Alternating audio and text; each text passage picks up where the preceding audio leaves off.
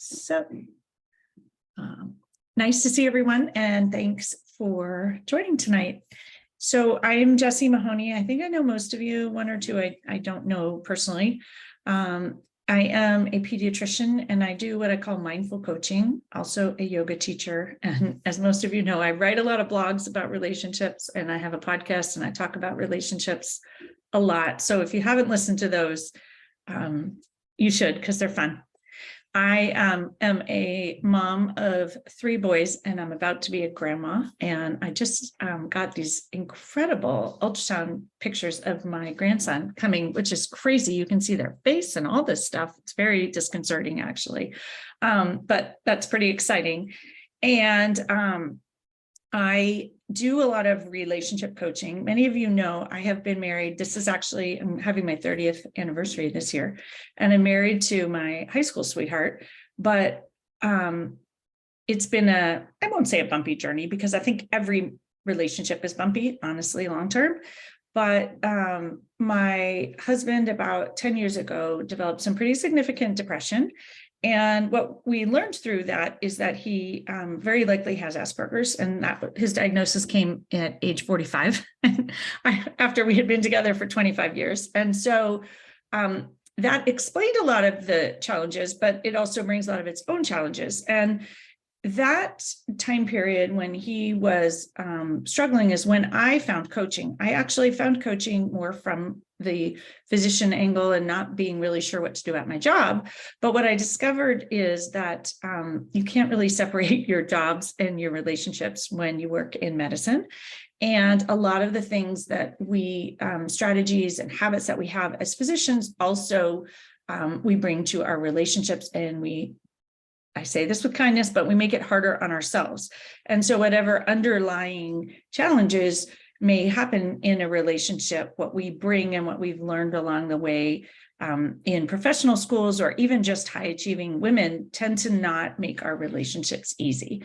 And so one of the reasons that coaching is so helpful for relationships is that we can work on our minds and help ourselves solve these problems in more easeful ways. And I promised to talk a little bit about why coaching is different than like counseling and or therapy. And the thing that is beautiful and frustrating about coaching is that we only work on ourselves. So we don't ask anybody else to change. We just change ourselves. And it's fabulous because you're in control of yourself. But most of the time we want someone else to change, or we want them to meet us in the middle, or we want them to, if I do this, you'll do that. And so from the coaching standpoint, we just change ourselves. And when we change ourselves, we change the energy that we show up with. And the other people in our lives do change. They may or may not change the way we want them to change, but they do change. And then you can decide from there, when you're showing up in a way that you feel good and proud of, and it's not because of the way they are, that's the problem. It just is. Then you can decide if you want to stay or not, and if it's worth it to you or not, and the relationship is valuable or not. And I would say that most people find it valuable after coaching, and most people in my experience stay. Sometimes they don't, and that's also fine. And when you learn to value yourself and you learn to see your own contributions and you understand what's really important to you, it can also be really clear that a relationship you're in is not the right relationship for you. But when you make that change from that standpoint, it's so much easier because you're very grounded in who you are and what you want in life. And you're not leaving because they aren't doing a certain thing. You're leaving because you want something else for you. And that's a very different way of approaching relationships. So we're not looking, counseling often looks at like, well, if you do this, the other person can do this, and you're going to show gratitude in this way, and they're going to do that. And so there's sort of give and take. And really in coaching, it's all about you and the ripple effects of changing you, which for many high achieving women feels great because we like to be in control. But we spend all our time controlling other people and things that are out of our control instead of controlling ourselves. And so the idea with relationship coaching is to take care of you from an empowered standpoint, not from a judgmental standpoint. And that's where I like to bring mindfulness in, because mindfulness is noticing and being intentional without judgment. And we tend to judge ourselves then. If it's all about us, we're the problem and we need to fix that. And that is actually not what coaching is about. It's deciding with intention how you want to show up. So I'll get into some of those tools in a minute. I really like to see coaching as a tool to struggle less. So some relationships are fraught and there are challenges and you think differently and show up in the world differently. And it will also offer that some relationships might even be toxic, for example, and they maybe shouldn't be there. And so this coaching is not to be used to say, oh, stay in a really terrible relationship where you're being abused or treated terribly.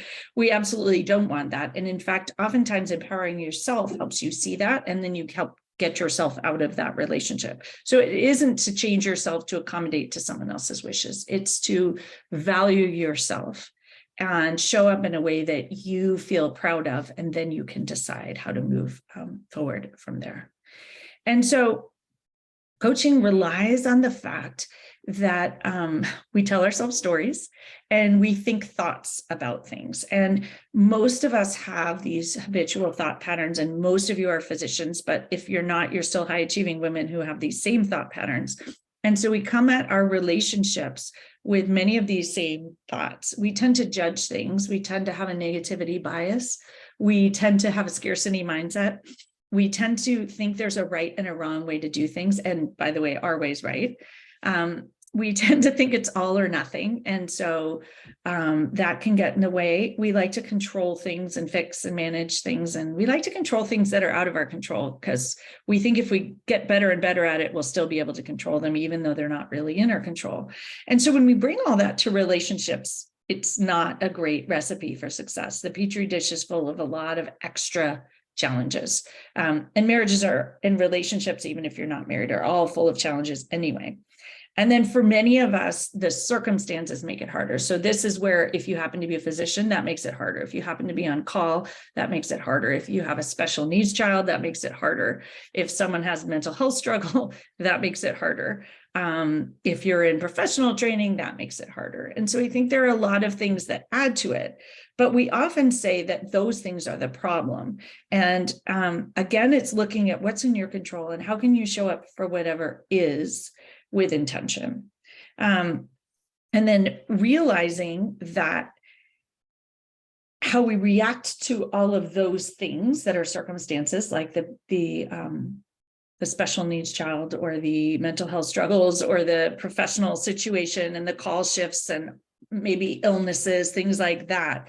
It's our thoughts about them that change how we feel. And then we show up for the relationship feeling that way.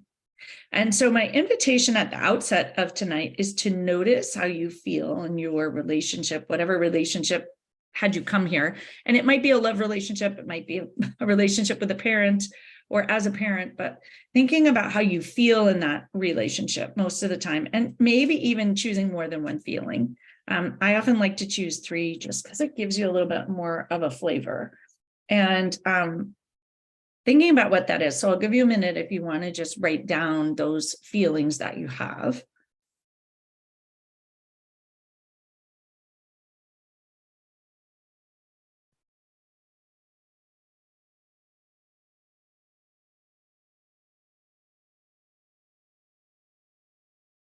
And if you've written those down, thinking about how you want to feel in your relationship, how you want to feel, not how you want the other person to feel, but how you want to feel.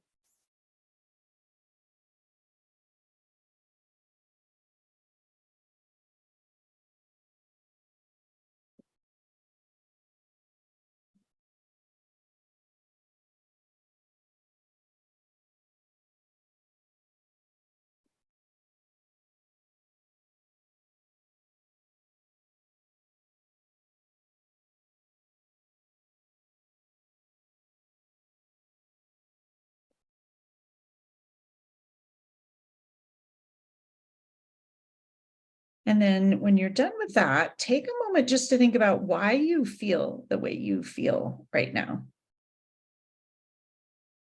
Why do you think you feel that way?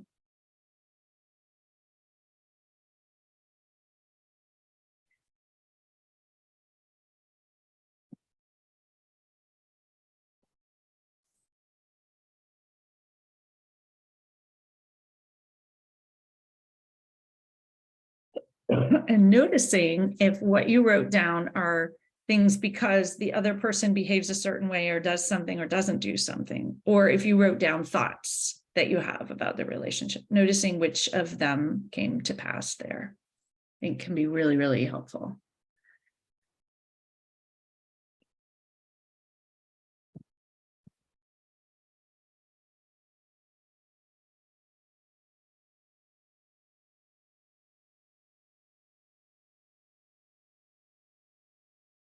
And then I thought here, we just take a moment and practice a little bit of mindfulness, because I'm going to talk about why mindfulness helps with relationships. But before we even get into talking about relationship challenges, I think grounding into mindfulness and finding a space where you can breathe again is really helpful. And so wherever you are, if you're driving, please don't do this, but find your sit bones and connect them into the ischial spines, into your seat or your bed or wherever you happen to be. And take a moment and tilt your pelvic bowl forward and align your spine all the way up through to the crown of your head. And take an inhale in through your nose and out through your mouth. And breathing in once again, long, smooth, full breath, nourishing your body. And an exhale, letting out the stress and tension, resentments, whatever energy you would like to let go of.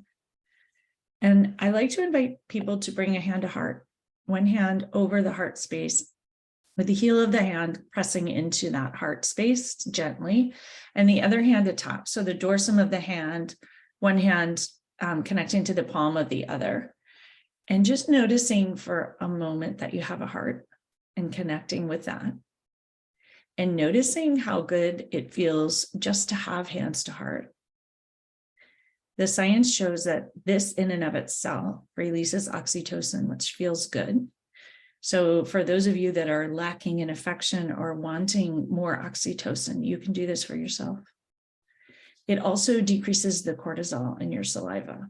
And so just enjoying a little bit more peace, a little bit more calm. You can envision that cortisol melting away. That's what I like to do. And taking in a breath to circulate that oxytocin all around, a little bit of feel-good hormones circulating into every nook and cranny. And exhale, let it out. And as you sit here for a moment, breathing in through your nose and out through your mouth, thinking about this idea that how we feel in relationships is about our thoughts. We often think that how we feel about relationships is about what the other person does and how they behave. But really, it's our thoughts about them and whether they're meeting our expectations or not. And realizing that we think we love someone, but we love what we think about them. And this is beautiful because you can choose your thoughts. And so taking a moment to think some good thoughts about the person that you love, things that you love about them, things that they do well,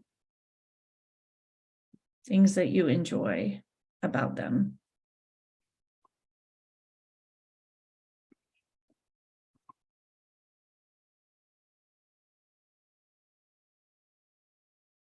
And letting those circulate around.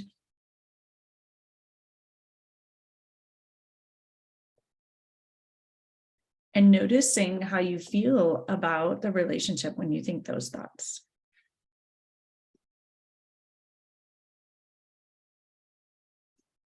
And if your brain keeps popping back to the things that they don't do well, just reminding yourself that they do some things well and some things not well.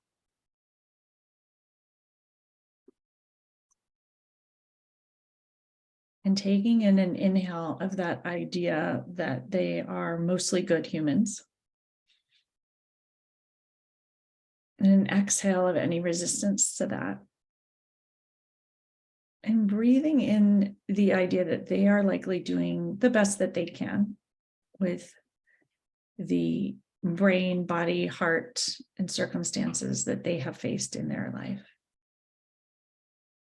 and letting go of judgment about that. And inhaling some compassion and acceptance for yourself, that you are also doing the best that you can with the brain, body, and life circumstances that you have faced. And exhaling any judgment about that. And taking a moment to sit with how you feel in this moment. Breathing in through your nose and out through your mouth.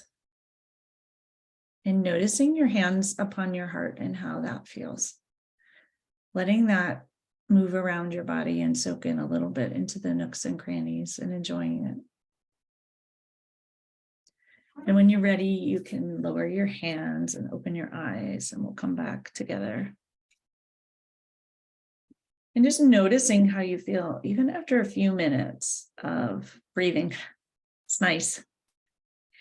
And so one of the reasons that mindfulness is so powerful in relationships is that when we are in our sympathetic overdrive, so the fight or flight or that threatened state, it's really hard to be intentional. We tend to react. And it's also really hard to change how we show up or choose sort of loving, positive energy. And most of us live our lives in that sympathetic fight or flight overdrive. And so when we practice mindfulness, we upregulate the parasympathetic nervous system. It creates that longer pause, and it creates that space where we can choose how we want to respond. And that's really where our power is in relationships, is choosing how we want to respond to how someone else is behaving rather than changing how they behave. And when we change our response, I know that many of you have worked with me, those people around us, they also change. And so it's sort of the ripple effect of you changing. The mindfulness is not so much one and done. It is very helpful if you do it in the transition between your car and coming into your house, or if you know that you're going to a difficult conversation, for example. But also just doing a little bit each day ultimately is upregulating your parasympathetic nervous system. And most of us are super out of balance. And so realizing that any little bit of that we can do each day is going to help get us a little bit closer into balance and give us more space to show up with love and kindness and spaciousness and thought. And so it's like retraining your nervous system. The other thing I wanted to bring up here is if you are in a toxic relationship or in a toxic job, it's actually almost impossible to get out of that sympathomimetic storm. And so sometimes that's where you actually need to separate yourself to do this coaching work and to figure out what you want to do, because it's really, really difficult to do it from that reactionary sympathomimetic threatened state. Like, we can't rewire our brains. And that's where I see a lot of people using coaching against themselves, where they're in that like threatened state and they're trying to force their brain to think something different, and it doesn't work. And so if you can't get to a state where you can start to bring up your parasympathetic nervous system, and I know for many of us that's a challenge, but even for 5 minutes a day, that may be where you actually need to get yourself in a different spot to be able to think more clearly about what you want to do. So I do work with a lot of people who feel just like it's all so swirly and they can't even think straight. You do need to start to work on this nervous system work before you can actually start to rewire your brain and figure out what the heck is going on. So I don't think you have to sit on a mat for 45 minutes, but you got to come up with something, whether it's breathing a little bit, whether it's joining me for yoga, whether it's, 3 minutes of mindfulness in the car, not while you're driving, but in transitions. Any of those things can be super helpful. The last bit there also is that if you are completely depleted, it's also really hard to show up well. And so many of us have expectations that we're showing up well, but when we're completely on empty, it's very hard not to be reactionary, a little bit like being in sympathomimetic storm. And so taking some time for yourself and realizing that that time for yourself is actually time for the relationship. And if you are like I was when my husband was really struggling in that, just fix it, manage it, control it, and try to hold everything together for everybody, it's really hard to show up with energy that's going to help the relationship function. And so you're making it much harder on yourself. And so those two things are a little bit different than your thoughts about things, because your energy is making it harder and your just reaction time is making it harder. And so those are small, simple things that you can do before you even get to anything about coaching to try to change things. So if anyone has questions, feel free to unmute and ask them. I'd like to keep things super informal, and I'll give you a second to do that. And if not, I'm going to give you a few tips and then we'll get into some coaching.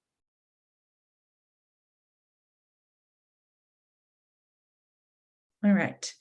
So I came up with 4 tips, although number 4 has like tons of things under it because that's how I like to roll.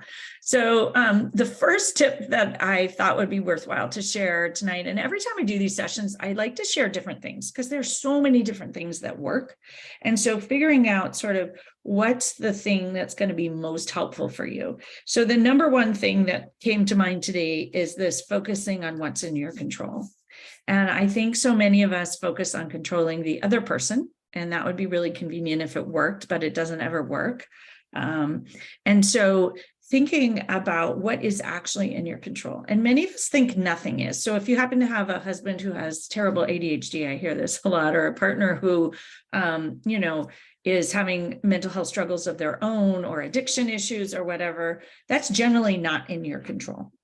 And so what is in your control is how you respond to it. And so I like to think it's what you do, what you say, and what you think and feel about what they do. And then number 5 is the energy with which you do that. And this is true for anything, relationships, work, otherwise, colleagues, but thinking about what's in your control and focusing on what's actually in your control. And so when I'm thinking about control, it's really making a list of what's not in your control for many of us is really, really helpful. And putting a big X through it and letting that go.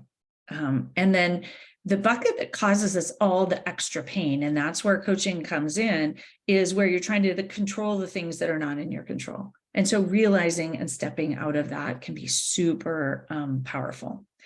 And so if what's in your control is you, and that's it, you get to decide from there what you want to focus on. And so 2 things I thought would be worthwhile are we tend to have super high expectations. My children have told me that. I have very high expectations.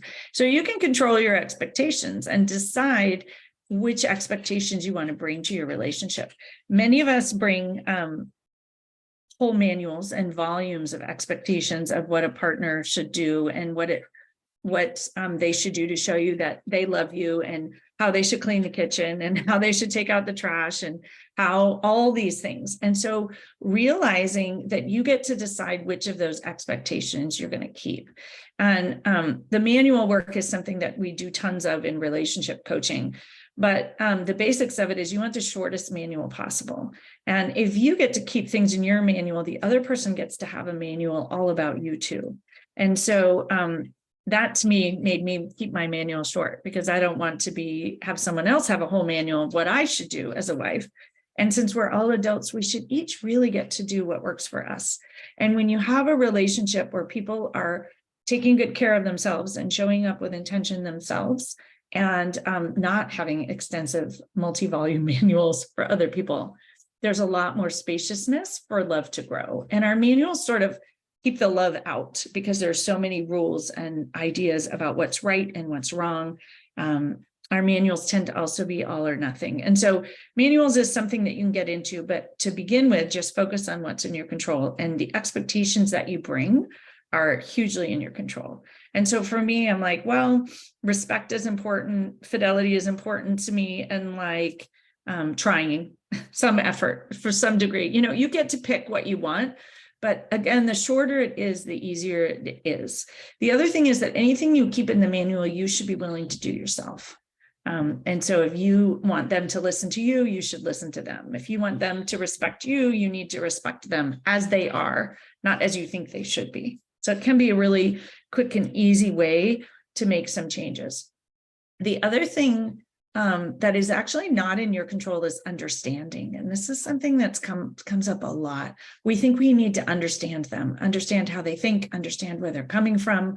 And when I learned to let go of having to understand everything, it's a huge relief. And so I encourage you to decide, do you actually have to understand why? And usually in the understanding, we also want to agree with it.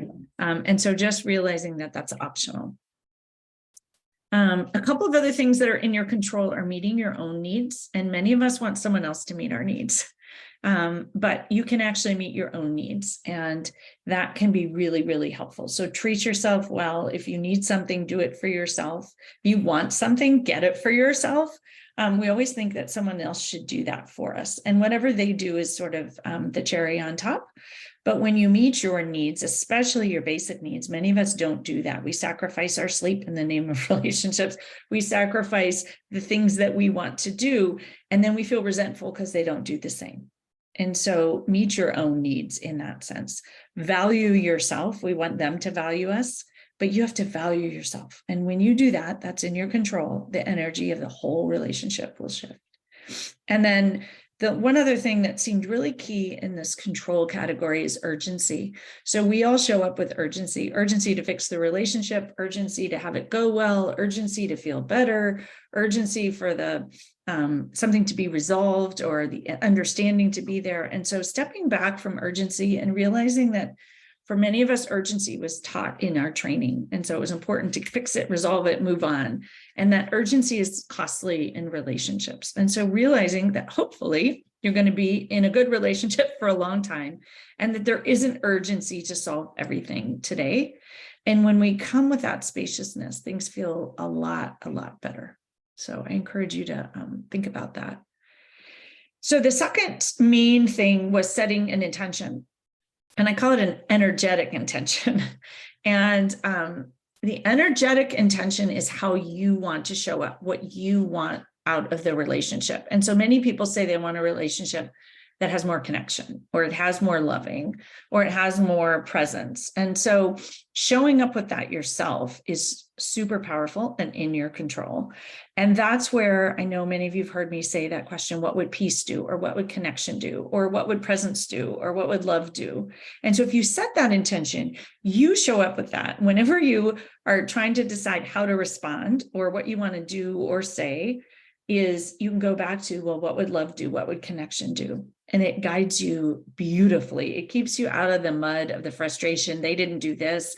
And so therefore, why should I do this? You're coming at it from up here. And it's like, what would connection do? Or what would love do? Would connection worry about the mess in the bathroom or the clothes on the floor? What would peace do is a really good one. And if you want peace, you show up with that peace. You show up connecting. You show up peaceful. And when you choose that, it can just guide how you navigate all the bumps and pitfalls. And it can help you respond to someone's ADHD. It can help you respond to their neurodiversity that you maybe don't understand at all. It can help you create connection. We think the other person should be connecting and they're not doing it right. But if you ask yourself, what would connection do? It wouldn't. Although I'm going to say, actually, I've said this week, it wouldn't complain that they're not connecting, because that is very disconnecting, right? It would just show up connecting. So it's a beautiful guide to help you navigate some of these bumps along the way. So the third thing I wanted to bring up is this idea of noticing. And I talk a lot about noticing. It's a main tenet of mindfulness. But noticing without judgment is what I would bring to relationships, without judgment of them and without judgment of you. And this is where I would go back to how you feel. So noticing how you feel and noticing why you feel that way. And the question that is often helpful to ask if you're not sure why you feel that way is, well, how do you feel? So maybe you feel resentful, or maybe you feel frustrated, for example. Well, why you feel that way, you can ask yourself, well, what am I making whatever they're doing mean? And it's usually very clear. You know why you're resentful, why you're frustrated. So say they went to bed without saying goodnight. It's like, I'm angry. And it's like, well, why am I angry? It's usually because you're making it mean that they don't care about you, or they don't respect you, or they're a bad partner because they didn't say goodnight. And it's that line that makes you feel terrible. Now you can decide that you want them to do it. And we'll get to that in a minute. But realizing that it's what you make it mean in the story you tell. And that story usually comes from the manual that we talked about, which is what a good partner would do, what they should do, what they should be like.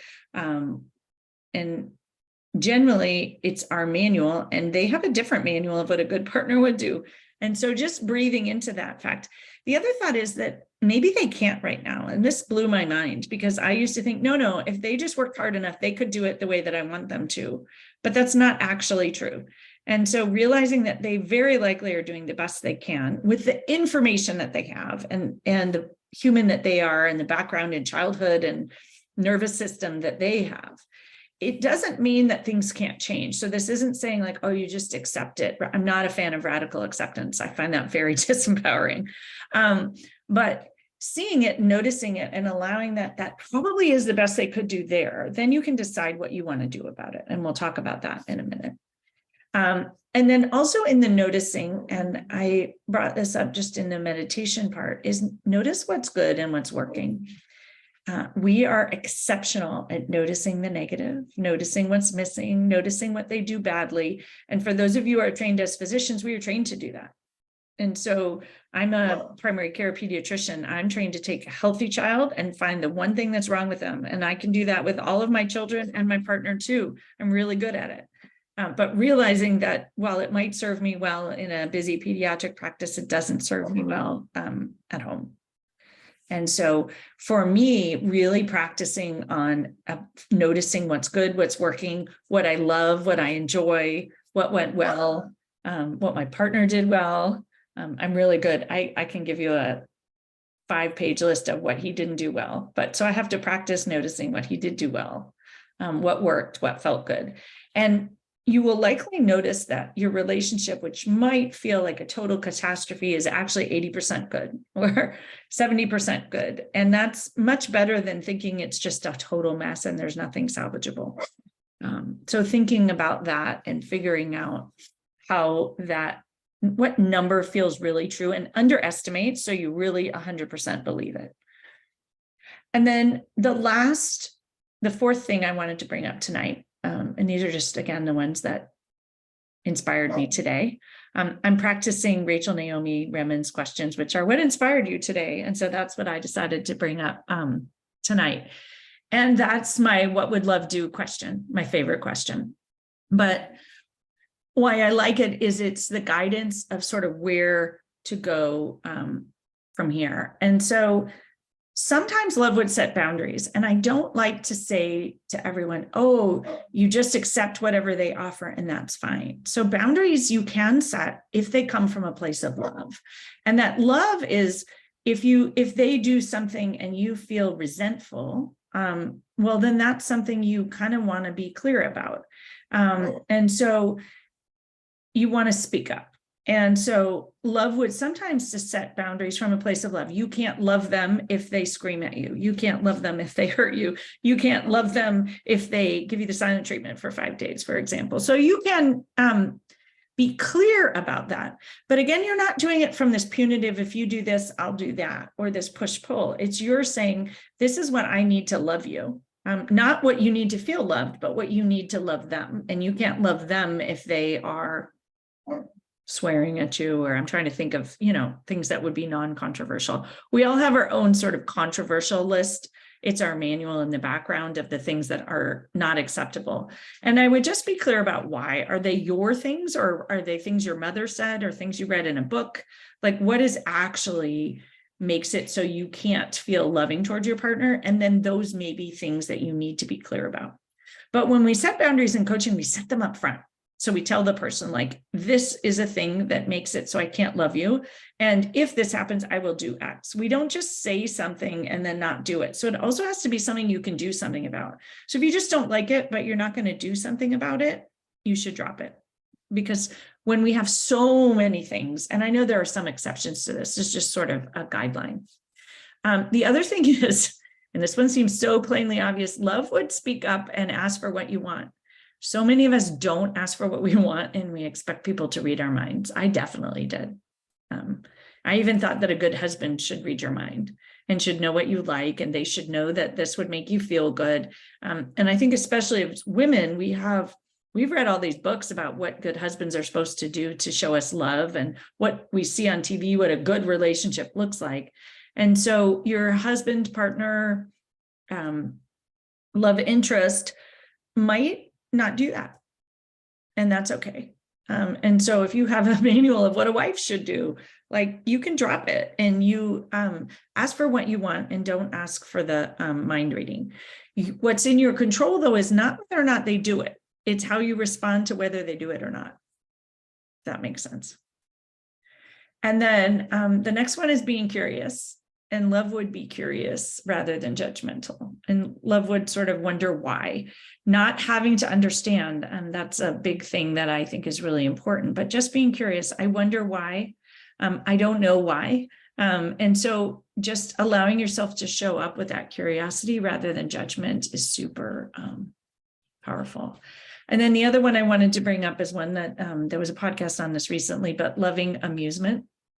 And I think when we can bring lightheartedness and play and fun into our relationships, they work better. And so, for example, you can have loving amusement about socks on the floor, or dishes that weren't done, or something that didn't meet your manual. And the loving amusement can be for both yourself and the other person. Loving amusement that you have such an extensive manual because it's compassionate, and loving amusement for the fact that they didn't know about it, or they, of course, didn't do whatever you wanted them to do. It works great for teenagers too. But I think, to me, it's got the loving piece in it. And so it softens it and it gets us out of the frustration. And of course, to me, is part of loving amusement. So of course they left all of their stuff on the floor, or of course no one cleaned up, or of course they forgot to pay the bill, or of course they didn't do whatever you thought they should do today. That makes sense. So those were the thoughts that I was going to share today, as kind of just a few things to take home. I like to give you some tips and things that might work, and knowing that you don't actually have to do all of these. You just have to find one or two that you want to try and test out and feel like the areas where your relationship gets tripped up and stuck. And so if you have questions about any of them, I'm happy to answer those questions. And or something that you say, like, that's just really not going to work, we can problem solve that. And or if anyone wants some specific relationship coaching, we can do that. I'm going to turn the recording off so that then you guys can ask your questions.